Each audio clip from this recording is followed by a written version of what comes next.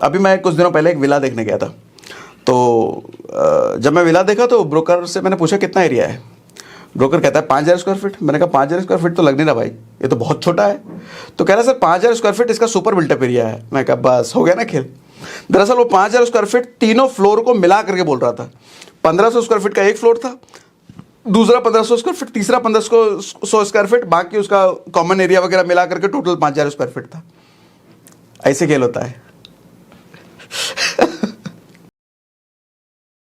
चीज समझो, फ्लैट अगर ले लिया, थोड़ा एप्रिसिएशन की भी बात कर लेते हैं। कितना प्राइस बढ़ता है ध्यान से समझिएगा, सब बताऊंगा बेस्ड ऑन कैलकुलेशन। फालतू में हवा हवाई कुछ नहीं बोलूंगा, बेस्ड ऑन कैलकुलेशन, और ऐसा कैलकुलेशन जो कि आराम से अच्छे से तसल्ली से समझ में आए, बुद्धि में घुसे। पहली चीज तो ये समझो, फ्लैट के प्राइस बढ़ने की एक लिमिट होती है सर। फ्लैट आपका हमेशा बढ़ता रहेगा, आपकी 7 पुश्तों तक, 3 पुश्तों तक बढ़ता ही रहेगा, ऐसा नहीं होने वाला चचा। आज अगर कोई 50 लाख का फ्लैट है ना सर, वो जिंदगी में कभी भी 10 करोड़ का नहीं होगा। कभी भी नहीं होगा। और 10 करोड़ जब हो सकता था तब तक हो सकता है फ्लैट ही नहीं रहेगा। फ्लैट है ना सर, जिस बिल्डिंग आज के टाइम में 20-20 फ्लोर की बिल्डिंग बन रही है सर, क्या पता कभी भूकंप आए, दरार पड़ गया, कुछ हिल हाल गया, कुछ मेजर कुछ काम कराने की जरूरत पड़ गई। आप रहते हो 1900 फ्लोर पे और नीचे के 4 फ्लोर वाला कहीं बाहर भाग चुका है, छोड़ चुका है, विदेश शिफ्ट हो चुका है, वो 4 फ्लोर वाला काम कराएगा नहीं। आपका तो खटिया हो गया खड़ा, हवा में काम कराओगे क्या? हवा में तो डोल रही है आपकी बिल्डिंग। और नहीं कुछ भी हुआ, सब कुछ ठीक भी रहा सर, 20 साल में, 25 साल में, 30 साल में, 40 साल में उस बिल्डिंग की क्या जर्जर हालत हो चुकी है वो पता है? मेंटेनेंस वगैरह सब लगा करके इतना खर्चा आपका मांग रहा होगा फ्लैट। तो फ्लैट की कीमत इतनी अप्रिशिएट नहीं होती। वो फ्लैट अच्छा कितना अप्रिशिएट होता है बताऊंगा, सब बताऊंगा, रुको। बात दरअसल ये होती है, लोगों को ये गलत फहमी में रहते हैं कि हमारा फ्लैट की कीमत आज 20 साल बाद क्या होगी, 25 साल बाद क्या होगी। सर हकीकत सुनो, कान खोल के सुनो, कुछ नहीं होगी। बढ़ेगा, अप्रिशिएट होगा, लेकिन आप जो सोच रहे हो ना उसके आसपास भी नहीं होगा। कारण क्या है? फ्लैट की देखो कभी कमी नहीं होने वाली, कभी नहीं कमी होने, फ्लैट बनते ही रहेंगे।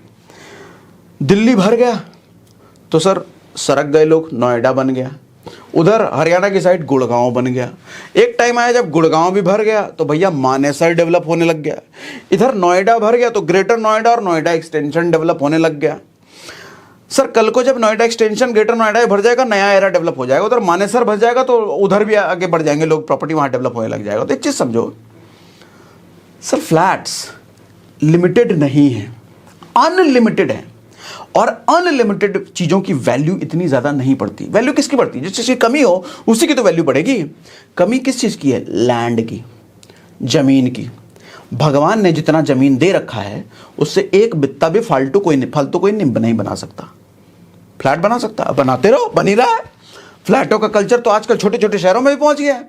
छोटे छोटे शहरों में भी लोग घर तोड़ ताड़ करके लंबी लंबी बिल्डिंगें बना रहे हैं।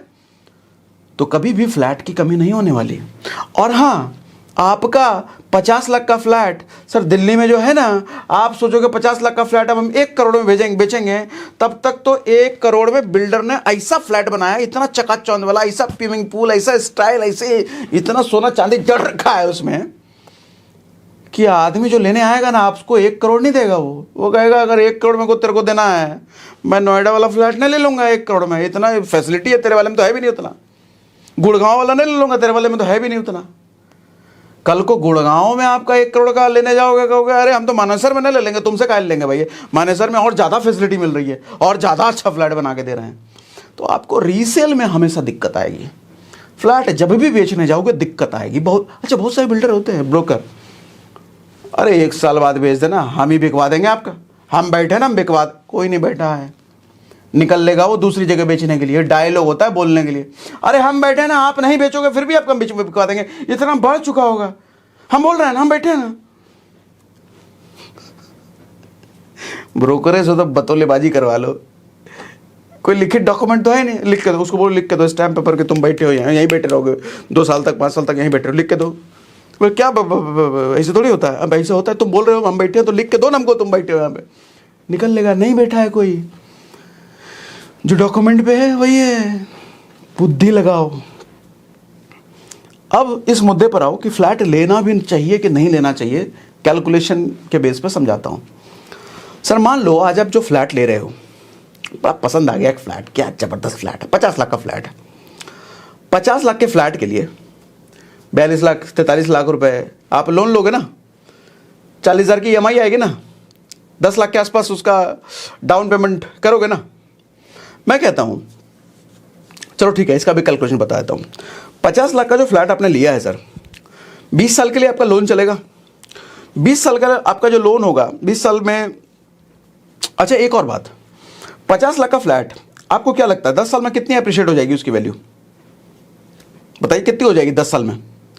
सर अगर best of the best of the best of the best case देखा जाए ना तो 10 साल में हो सकता है वो डबल हो जाए, 1 करोड़ का प्रॉपर्टी हो जाए, 1 करोड़ का फ्लैट हो जाए।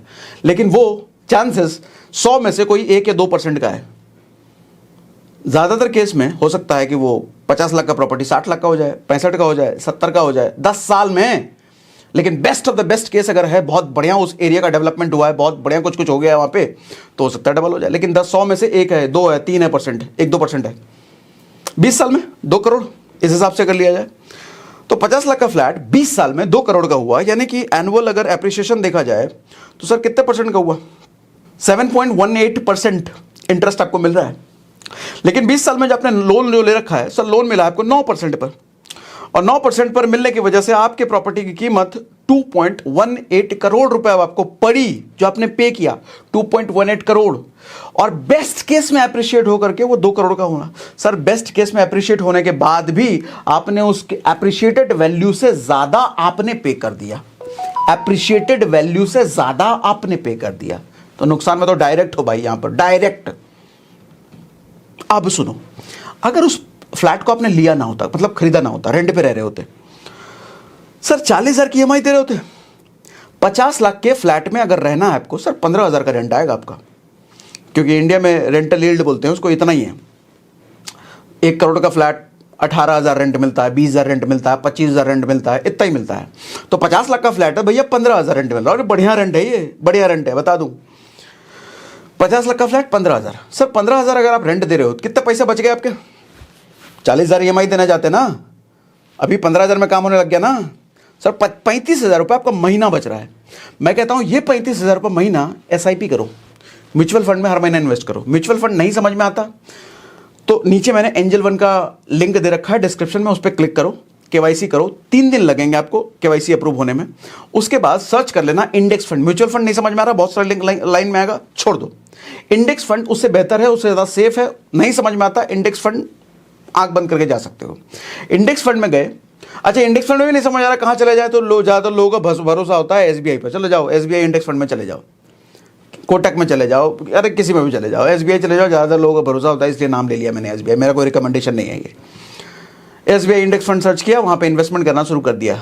सर डेटा ये कहता है, पिछले 20 साल का रिकॉर्ड उठा करके देख लो शेयर मार्केट का, 15% से ऊपर तो बड़े आराम से ग्रो हो जाती है, एनुअल ग्रोथ 15%।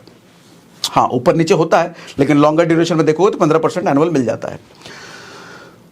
सर 15% के हिसाब से 35,000 रुपये हर महीना जो आपका बच रहा है ना, उसको अगर SIP में किए होते ना, इंडेक्स फंड में हर महीने डाले होते ना, सर 20 साल बाद मालूम कितना बन जाता है ये? 3.5 करोड़।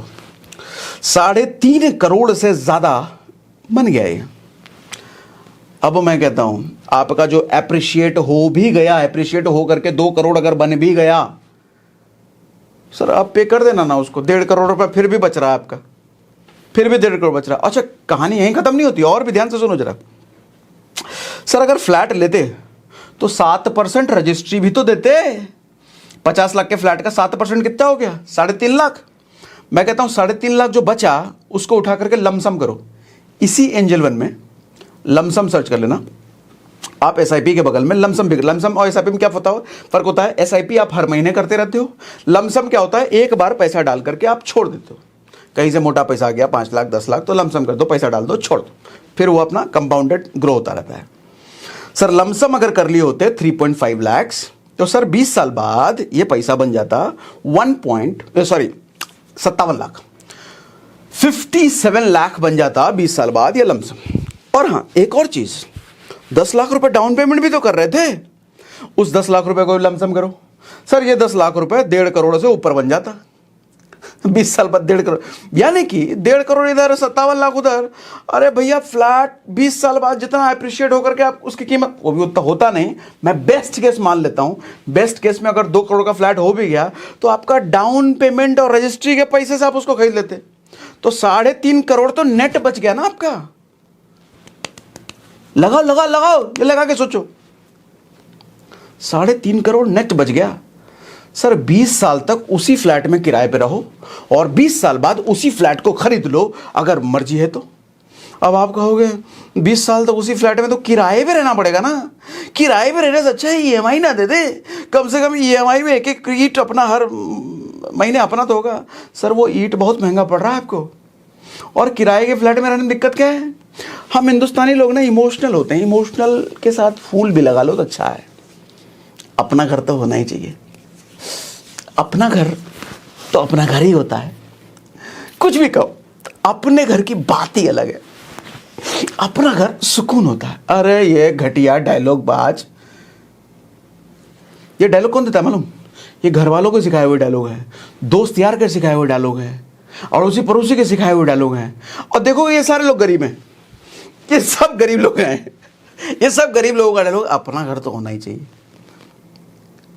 सर ठीक है अपना घर होना चाहिए, चाहिए ना, ठीक है होना चाहिए, लेकिन पहले उसके लिए इनफ कमा तो लो, इनफ इन्वेस्टमेंट करके अपना एसेट बना तो लो, तब लेना इन्वेस्ट ऐसे। 40 साल तक जब इतना 3.5 करोड़ इधर 2 करोड़ उधर 3-4 करोड़ 5 करोड़ इकट्ठा हो जाए, ले लो फ्लैट। हाँ उस वक्त फ्लैट की कीमत आपको होगी बढ़ चुकी होगी, अरे उससे ज्यादा आपका एसेट बन चुका है।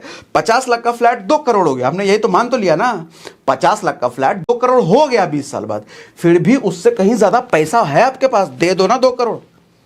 अभी 50 लाख देने से अच्छा 20 साल बाद 2 करोड़ देना, सर वो सस्ता पड़ेगा। और 20 साल बाद क्या पता उस फ्लैट में आपको रहने का मन ना करे, इंफ्रा उसका उतना डेवलप हुआ ना हो जितना आप सोच के बैठे हो, तो रेंट भी तो हो, छोड़ के चले जाना कहीं।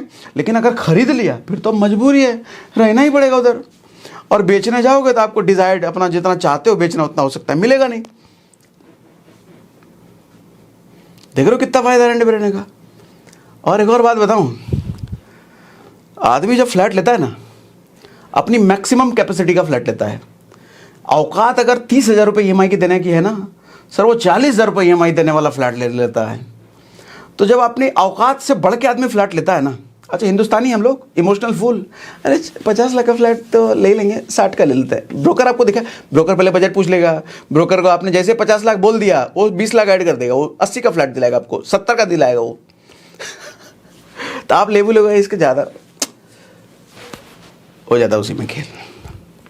हाँ तो मैं कहा था, हाँ आपने ले भी लिया ना, मैक्सिमम पैसा आपका ईएमआई में जा रहा है। सर फ्लैट लेने के बाद इंटीरियर भी तो कराना होता है, नहीं तो खंडर दिखेगा, वाइट वाइट चूना आपको चारों साइड दिखेगा। पता चला फ्लैट तो ले लिया लेकिन ढंग का सोफा खरीदने का पैसे नहीं है, ढंग का वो डाइनिंग टेबल खरीदने का पैसे नहीं है, बेड खरीदने का पैसे नहीं है, किचन का काम कराने का पैसे नहीं है। खंडर में रहोगे, अपना फ्लैट होने के बावजूद भी खंडर हो, किसी को बुलाओगे तो शर्म आएगी। वो फ्लैट देखते ही समझ में आ जाएगा, अरे इसका पैसा नहीं है, इसका तभी तो इंटीरियर नहीं करा रहा है।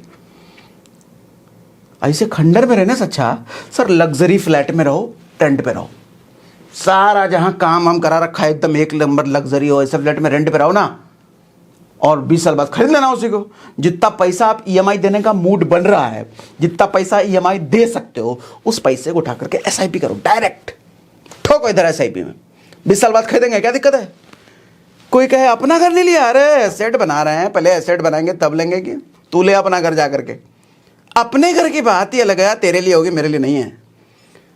और एक दिक्कत लोगों को ये सताता है कि रेंट पर अगर रह रहे हैं तो बार बार घर बदलना पड़ेगा, अब दूसरे के घर को सजाएंगे, इतना प्यार से हम सजाएंगे दूसरे को, अपना आत्मा इमोशन सब जोड़ेंगे, फिर 2 साल बाद हमको छोड़ना पड़ जाएगा। ये कब तक ये सब सिलसिला चलेगा?